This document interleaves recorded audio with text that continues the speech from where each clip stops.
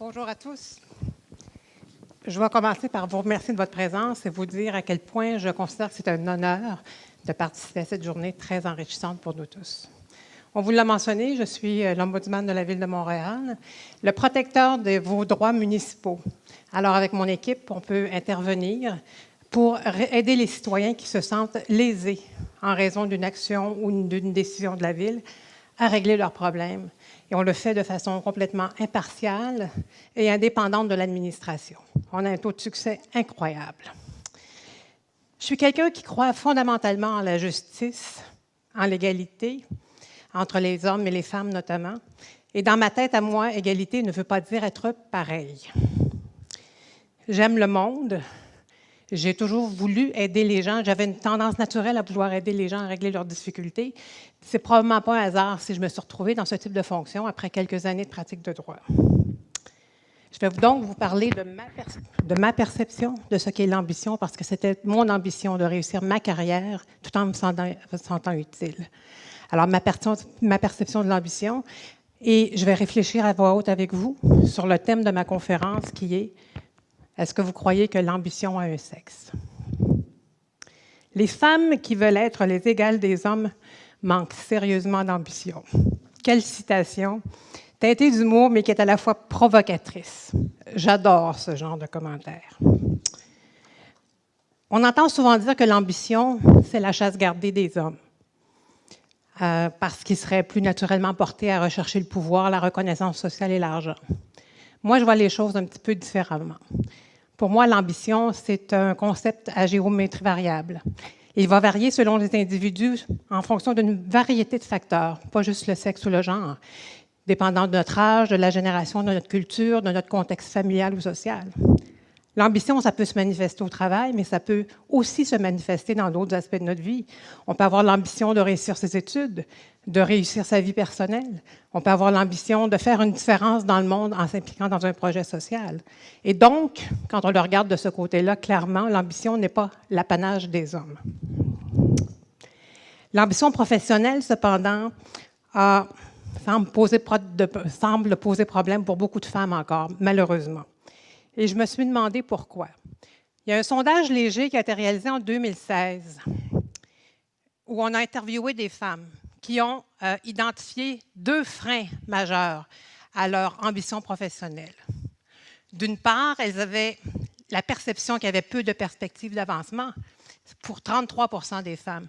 Mais plus grave, le même nombre de femmes, 33 %, disaient que c'est parce qu'elles manquaient de confiance en elles. C'est quand même très dramatique comme commentaire. Un autre sondage, cette fois-ci fait en France en 2014 par Ipsos, fait état que face à une promotion, 50 % des femmes qui avaient été sondées doutaient de leur capacité à réaliser les nouvelles tâches et 33 % d'entre elles questionnaient même leur légitimité à obtenir la promotion. Il y a pourtant beaucoup d'enquêtes récemment qui ont été réalisées et qui démontrent que la présence de femmes dans les hauts niveaux des organisations et des entreprises a un impact positif qui est incontestable, et même sur le rendement financier des entreprises. J'en ai trouvé une qui est particulièrement intéressante, c'est la seule que j'aurai le temps de discuter. Le Crédit Suisse a mené une enquête auprès des 3000 plus grandes entreprises cotées en bourse dans le monde. Et il a mesuré l'indice mondial de croissance moyenne de ces entreprises-là entre 2013 et la moitié de 2016. Alors, toute entreprise confondue, les 3000, cet indice moyen était 1 %. Quand on mettait un tiers de femmes, on prenait les entreprises avec un tiers de femmes parmi les hauts dirigeants, cet indice moyen montait à 2,8. Quand on avait un quart de femmes, c'était 2,8, et un tiers de femmes, ça montait à 4,7. La conclusion du Crédit Suisse, la présence de femmes dans les hauts niveaux ajoute à la super performance des entreprises. Alors, si c'était le cas, et si ça s'est démontré, on se demande pourquoi tant de femmes hésitent encore. Moi, je le vois régulièrement depuis des années dans mon environnement professionnel. Des femmes qui ont toutes les compétences, qui font un travail formidable, qui sont des numéros 2 extraordinaires et qui n'osent pas foncer pour obtenir le poste numéro 1. C'est comme si ces femmes-là se promenaient avec leur propre plafond de verre au-dessus de leur tête. Or, dans la vie, on devient ce que l'on croit. Et je le comprends, ce déficit de confiance des femmes. Je vais vous raconter que moi-même, en 2003, quand on m'a offert le poste d'ombudsman, j'ai eu un beau réflexe féminin. Je me suis demandé si j'étais compétente. J'avais 23 ans de pratique privée de droit derrière la cravate. En fait, je devrais dire devant les talons parce que je ne porte pas beaucoup de cravate. Mais j'ai quand même douté. C'est sûr que le défi était très grand. J'étais pour être la première titulaire du poste. Là, comme on l'a dit tout à l'heure, il n'y avait aucun autre ombudsman municipal au Canada. Heureusement, j'ai foncé et je ne l'ai jamais regretté. Ça fait presque 13 ans que je fais ça maintenant et toujours avec la même passion. On peut donc se demander, ça vient d'où ce déficit de confiance chez les femmes? Il est évident que le double standard qu'on retrouve encore dans la société quand il vient le temps de juger une femme dans des circonstances comparables, ça n'aide pas la situation, mais ça pourrait être l'objet d'une autre conférence. Les experts nous disent cependant que les barrières psychologiques qu'on a, donc, y inclut le déficit de confiance, ça prend ses sources dans notre enfance. Pas dans notre instruction à l'école, mais dans les valeurs qu'on nous inculque quand on est jeune. Comment on est éduqué.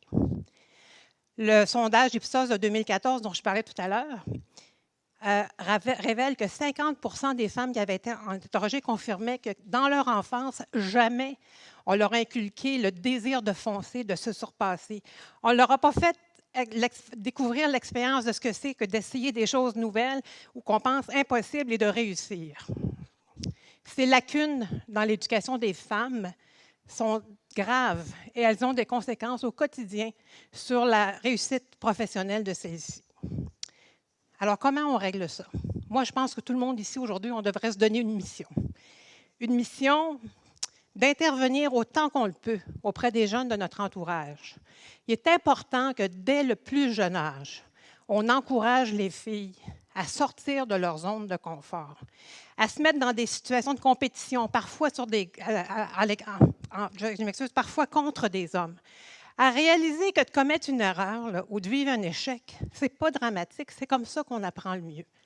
Il faut aussi apprendre aux femmes que d'acquérir des connaissances et des diplômes, c'est une bonne chose, mais il faut également travailler notre sens du pragmatisme, le sens pratique qui permet de résoudre les problèmes.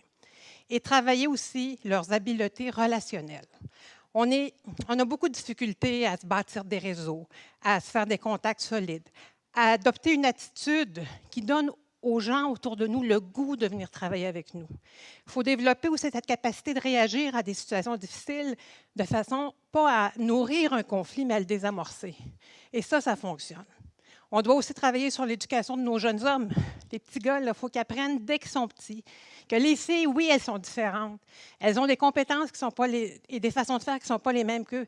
Mais dans le fond, c'est complémentaire. Et qu'ensemble, on peut faire 1 plus 1, ça fait des fois un peu plus que 2. Et s'ils apprennent ça très jeunes, bien, à l'âge adulte, ils n'auront pas peur d'introduire des femmes autour d'eux. Moi, j'ai essayé d'inculquer ça à mon fils au fil des ans, un peu par les paroles, beaucoup par l'exemple, ce qui m'amène à l'importance des modèles. On est quand même choyé au Canada et au Québec. Des femmes exceptionnelles, il y en a beaucoup autour de nous. On a beaucoup de politiciennes extraordinaires. On a des femmes d'affaires de calibre mondial qui réussissent dans des domaines que même les hommes dominaient auparavant. Moi, il y en a une en particulier que j'admire, qui est Mme Monique Leroux, une femme exceptionnelle qui a été présidente, première femme présidente du Mouvement Desjardins, et qui a eu un parcours personnel et professionnel qui était une suite d'ambitions qui se sont suivies l'une par rapport aux autres. Jeune, elle est excellente pianiste. Elle rêve de faire carrière en faisant des concerts de piano. Elle y a travaillé très fort. Elle a été admise au conservatoire. Elle a gradué avec brio et elle aurait pu le faire. Mais elle réalise que, dans le fond, c'est autre chose qu'elle veut faire pour gagner sa vie. Elle doit retourner aux études, parce que dans les études de piano, il n'y a pas beaucoup de mathématiques et de comptabilité. Et elle décide de devenir comptable. Encore une fois, elle travaille très fort, elle réussit. Elle est recrutée dans un grand cabinet de comptable de Montréal où elle se bâtit une réputation extraordinaire. Mais Mme Leroux, c'est quelqu'un qui vise haut. Elle visait le sommet dans le monde des affaires. Qu'est-ce qu'elle fait? Elle continue à travailler ses réseaux, se fait des contacts, se trouve des mentors, s'implique dans toutes les sociétés, dans les organisations, et elle y parvient. Elle sera vice-présidente de la Banque royale partout au Québec. Elle sera vice-présidente et chef d'exploitation chez Québécois avant d'être recrutée au Mouvement des Jardins. Au Mouvement des Jardins, elle travaille pendant un certain temps et finalement, elle réussit à se faire élire à la présidence. Le Mouvement des Jardins, là, je ne sais pas si vous réalisez, mais c'est gros. C'est 48 000 employés, 5 millions de membres, 250 milliards d'actifs. Elle a été là pendant 8 ans et elle a amené le Mouvement des Jardins dans la modernité. Elle a vraiment laissé sa marque. Depuis qu'elle a quitté, elle est sollicitée un peu partout dans le monde. Elle siège sur de nombreux conseils d'administration. Je vais n'en nommer qu'un seul parce que ça vaut quand même la peine d'être mentionné. Elle est présidente du conseil d'administration de l'Alliance des coopératives mondiales qui siège en Europe. C'est la première fois qu'une personne d'Amérique du Nord assume cette présidence-là. Et c'est Monique Leroux qui le fait.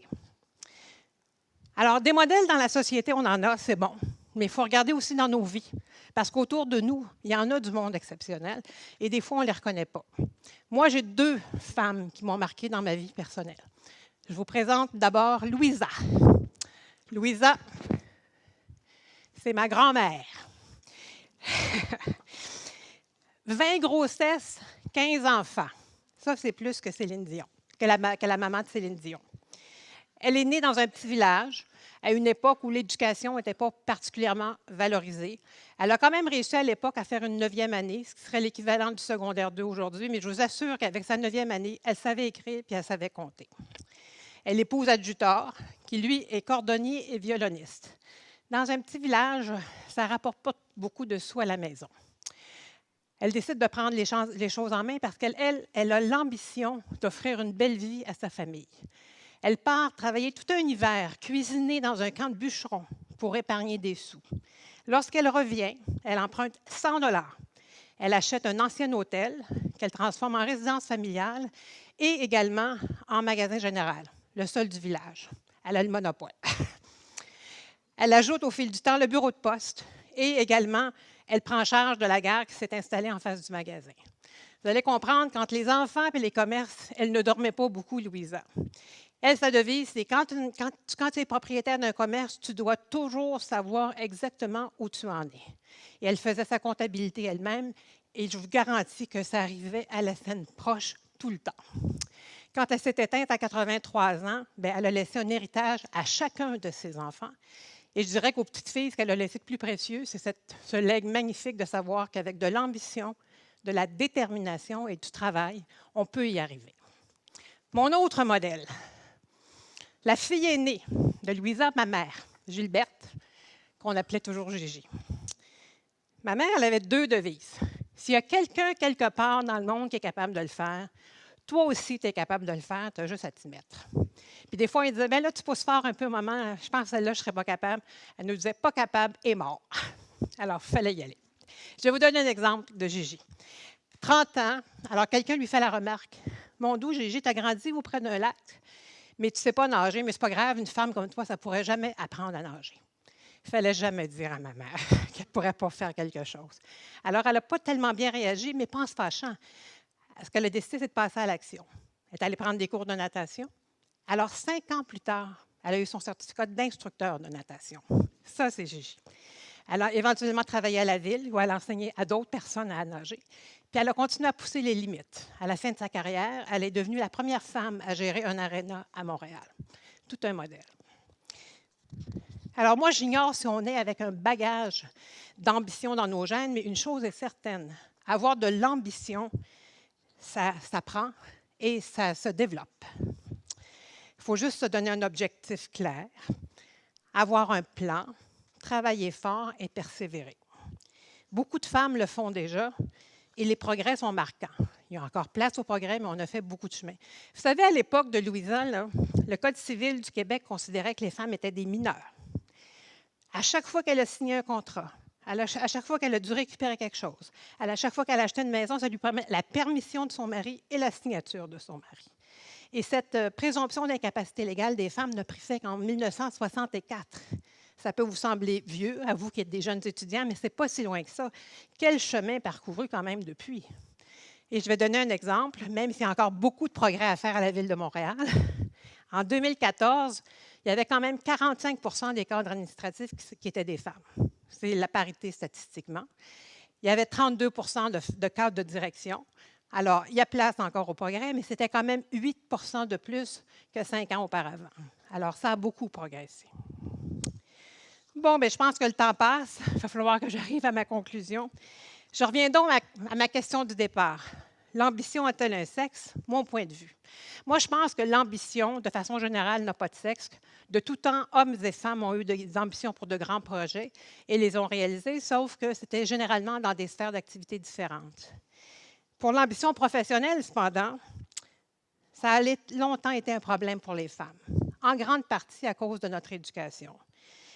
Il est donc important que nous, les femmes, on arrête d'être trop humbles. Il faut arrêter d'avoir peur. Il faut arrêter de bâtir nous-mêmes les frontières qui parfois n'existent pas. On l'a dit tantôt, les gens n'osent pas foncer. Il faut croire en nos capacités, il faut oser foncer, pas de façon agressive, pas en écrasant les autres. Parce que le but ultime, ce n'est pas de prendre la place de tous les hommes. On veut juste prendre notre juste place à côté d'eux. Il y en a sûrement qui ont déjà vu le concept d'évolution de l'humanité faite par des empreintes. Moi, je l'ai un peu modifié. Alors, on passe du singe à l'empreinte de l'humain, à l'homme qui domine. Et à mon avis, ce en quoi d'inspirer, c'est l'homme et la femme qui sont côte à côte. Je terminerai sur une autre citation que Louisa et Gigi auraient admirée et auraient aimé. Cette phrase, « Nothing is impossible ». Rien n'est impossible. Le mot lui-même le dit, « I am possible ». Merci.